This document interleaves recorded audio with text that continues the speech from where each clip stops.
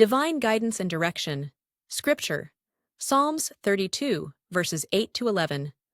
I will instruct you and show you the way to go. With my eye on you, I will give counsel. Do not be like a horse or mule, without understanding, that must be controlled with bit and bridle, or else it will not come near you. Many pains come to the wicked, but the one who trusts in the Lord will have faithful love surrounding him. Be glad in the Lord and rejoice, you righteous ones.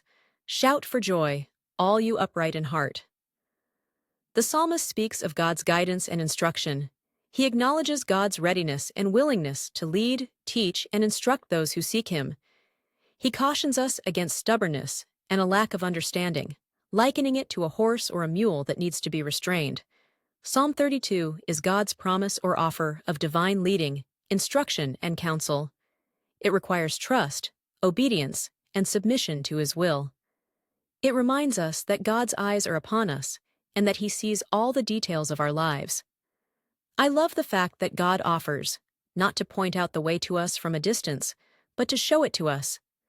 That means that He is walking with us and saying, "This is the way, walk in it."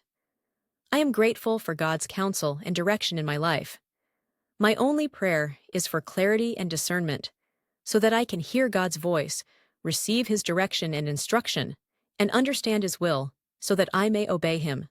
This psalm concludes with a contrast between the sorrows of the wicked and the steadfast love that surrounds those who trust in the Lord. It encourages the righteous to be glad, rejoice, and shout for joy.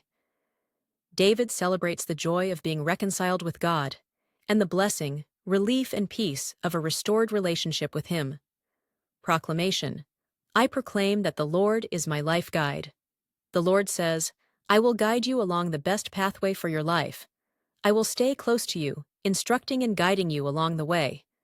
I will advise you and watch over you with my eyes as your guide. So don't make it difficult.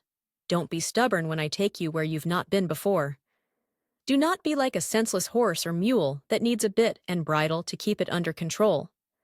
Don't make me tug you and pull you along. Just come with me to the great future I have planned for you. I say, yes, Lord. I yield to your lordship and leadership. Thank you, Lord. Amen.